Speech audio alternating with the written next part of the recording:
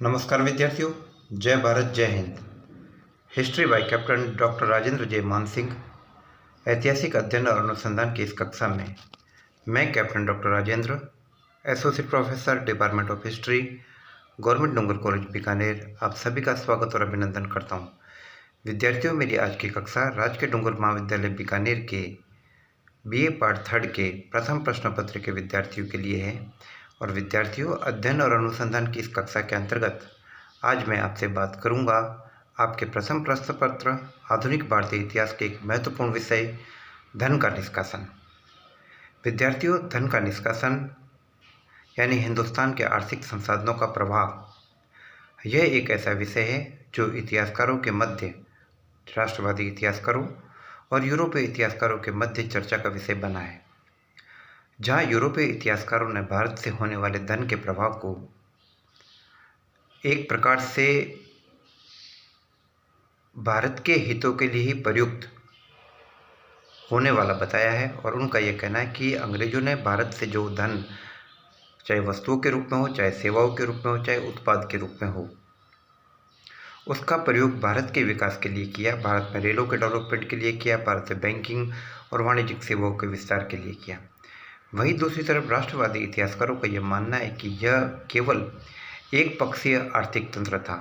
यह एक इस प्रकार का मैकेनिज्म था जिसका फायदा केवल और केवल ब्रिटिश उद्योग धंधों को, ब्रिटिश व्यापार वाणिज्य को हुआ, और भारत का व्यापार वाणिज्य पूरी तरीके से ठप हो गया। तो आइए विद्यार्थियों, अध्ययन की श्रृंखला के अंतर्गत हम इन दोनों ही तथ्यों का विवेचन करेंगे। विद्यार्थियों, सबसे पहले यह जानने की कोशिश की जाए कि धन का निष्कासन है क्या। धन निष्कासन का अर्थ क्या है? तो विद्यार्थियों, मैं आपको एक शब्द में बता दूं कि धन निष्कासन वह प्रक्रिया है, वह संकल्पना है जिसके अंदर भारतीय उत्पाद का, इंडियन प्रोडक्शन का वह हिस्सा जिसका प्रयोग कभी भी भारतीयों के लिए नहीं हुआ और वह पूरी तरीके से ब्रिटेन चला जाता था और ब्रिटिश हितों के लिए वह काम आता था। तो विद्यार्थियों, आर्थिक संसाधनों का यह प्रवाह या भारतीय उत्पाद का वो हिस्सा जो भारतीयों के लिए कभी भी काम में नहीं आया, यही था भारत से धन का निष्कासन। विद्यार्थियों, सबसे पहले इस संकल्पना की तरफ, धन निष्कासन की प्रक्रिया की तरफ हमारा ध्यान प्रख्यात राजनीतिज्ञ और चिंतक और आर्थिक विचारक दादा भाई नौरोजी ने करवाया। दादा भाई नौरोजी ने अपनी पुस्तक poverty and un British rule in India में धन निष्कासन के प्रवाह की प्रक्रिया के ऊपर प्रकाश डाला, और साथ ही साथ यह भी बताया कि किस प्रकार से यह धन निष्कासन भारत के लिए घातक है। उन्होंने इस धन निष्कासन को न केवल गलत बताया, बल्कि बुराइयों की बुराई, evils of all the evils के नाम से भी संबोधित किया। और उन्होंने भारतीय धन निष्कासन को, भारत से धन निष्कासन को एकदम गलत और नाजायज बताते हुए इसे भारतीय उद्योग धंधों और विकास के लिए पूरी तरीके से घातक बताया। आगे चलकर राष्ट्रवादी इतिहासकारों की श्रेणी में RC दत्त और प्रख्यात चिंतक दादा भाई नौरोजी के साथ साथ गोपाल कृष्ण गोखले ने भी धन निष्कासन की प्रक्रिया के औचित्य के ऊपर प्रश्न चिन्ह उठाया और इसे पूरी तरीके से गलत बताया। और विद्यार्थियों, मैं आपको बता दूं कि अगर हम इसके इतिहास को काफ़ी गहराई से देखें तो हम ये पाएंगे कि बक्सर और प्लासी से पहले ईस्ट इंडिया कंपनी को भारत से व्यापार वाणिज्य करने के लिए बड़े पैमाने के ऊपर कीमती धातुएं हिंदुस्तान लानी पड़ी भारतीय वस्तुओं को खरीदने के लिए, और ब्रिटिश संसद में इसकी बड़ी आलोचना हुई कि इस प्रकार से तो व्यापार का संतुलन ब्रिटेन के खिलाफ होगा। वाणिज्यवादी आर्थिक तंत्र में धन निष्कासन की प्रक्रिया एक ऐसी स्थिति को बताती है कि जब किसी देश का व्यापार वाणिज्य का भुगतान संतुलन उसके प्रतिकूल हो। और प्लासी और बक्सर के बाद अंग्रेजों ने बंगाल, बिहार और उड़ीसा के आर्थिक तंत्र के ऊपर पूरी तरीके से कब्जा कर लिया, और दीवानी और फौजदारी अधिकार दोनों उन्होंने अपने पूरी तरीके से नियंत्रण में कर लिए।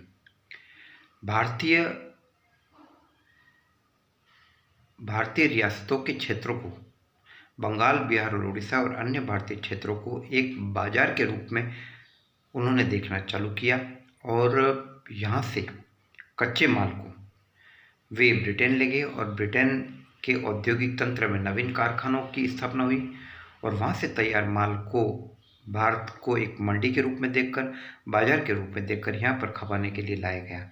परिणाम यह हुआ कि भारत के उद्योग धंधे, व्यापार वाणिज्य पूरी तरीके से और स्पेशली भारत का सूती वस्त्र उद्योग काफ़ी हद तक नष्ट हो गया। ब्रिटिश इतिहासकार, यूरोपीय इतिहासकार जॉन सुलिवन ने धन निष्कासन की प्रक्रिया के बारे में एक बात कही जो पूरी तरीके से इस प्रक्रिया के मूल स्वरूप को जाहिर करता है। उन्होंने कहा कि ब्रिटिश आर्थिक तंत्र, ब्रिटिश इकोनॉमिक सिस्टम एक स्पंज की तरह काम करता है जो भारत में गंगा किनारे की उपजाऊ वस्तुओं को सोख कर इंग्लैंड में टेम्स नदी के किनारे निचोड़ देता है। इसका मतलब ये है कि ब्रिटेन का औद्योगिक तंत्र, व्यापार वाणिज्य का डेवलपमेंट अगर हुआ तो वो भारत से प्रवाहित होने वाले धन के द्वारा हुआ, वस्तुओं के द्वारा हुआ, कच्चे माल के द्वारा हुआ। और इवन कुछ इतिहासकारों को तो यह मानना है कि यदि प्लासी और बक्सर के बाद बंगाल, बिहार और उड़ीसा से आर्थिक संसाधनों का प्रवाह यदि इंग्लैंड की तरफ नहीं होता तो इंग्लैंड में औद्योगिक क्रांति किसी भी स्थिति में संभव नहीं थी। विद्यार्थियों, यह संयोग नहीं था कि यूरोप में या पूरी दुनिया में औद्योगिक क्रांति सबसे पहले इंग्लैंड में हुई। इंग्लैंड में इसलिए हुई क्योंकि भारत का पैसा था जो इंग्लैंड की मशीनों को चला रहा था, इंग्लैंड के कल कारखानों को चला रहा था। इतिहासकारों ने यहाँ तक कहा है कि यदि भारत से आर्थिक संसाधन इंग्लैंड की तरफ नहीं जाते तो यॉर्कशायर, मैनचेस्टर, वॉरविकशायर, लंकाशायर, जो भी ये बड़े बड़े औद्योगिक केंद्र थे, वहाँ की मिलों की मशीनों को चलाया जाना संभव नहीं होता, भले ही जेम्स वॉट अपने कितने ही भाप के इंजन लगा दें। तो कहने का मतलब कि यह पैसा ही था, यह भारतीय पैसा ही था, यह भारत से हुआ धन निष्कासन ही था जिसने कि इंग्लैंड में औद्योगिक क्रांति को संभव बनाया। इसी प्रकार से कई इतिहासकारों ने धन निष्कासन की इस प्रक्रिया को कई रूपकों के माध्यम से अभिव्यक्त किया है। उन्होंने कहा कि बादल वाष्प के रूप में समुद्र से पानी लेता है, लेकिन जब वर्षा ऋतु आती है तो वो कई गुना पानी सूर्य वाष्प के रूप में पानी लेता है।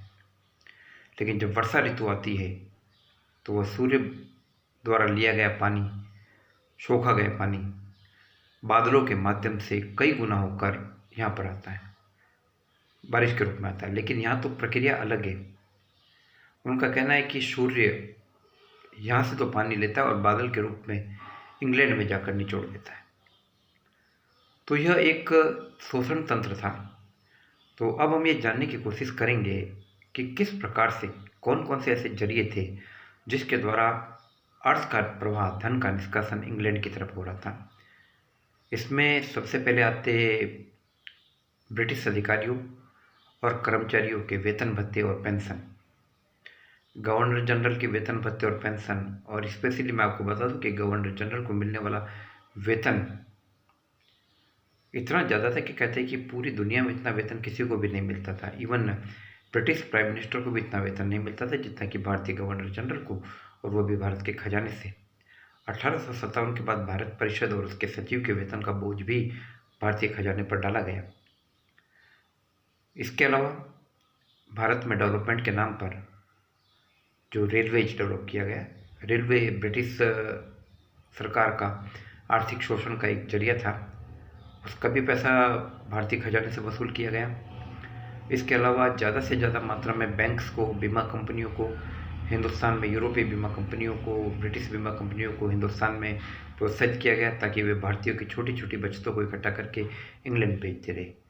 परिणाम ये हुआ कि इंग्लैंड में तो धन का संचय हुआ, पूंजी का संचय हुआ, और भारत में उद्योग धंधों के विकास के लिए पूंजी की कमी आ गई। तो कहने का मतलब यह है कि केवल यह एक आर्थिक तंत्र ही नहीं था, बल्कि यह एक प्रकार से भारतीयों को मनोवैज्ञानिक रूप से तोड़ने का भी एक षड्यंत्र था। विद्यार्थियों, ये टॉपिक काफ़ी लंबा है और मैं आपको इसको कुछ चरणों में बांट के बताऊंगा। अभी मैंने आपको इसके मूल स्वरूप को समझाने की कोशिश की कि यह किस प्रकार की प्रक्रिया थी और इसको देखने के नज़रिए क्या क्या थे।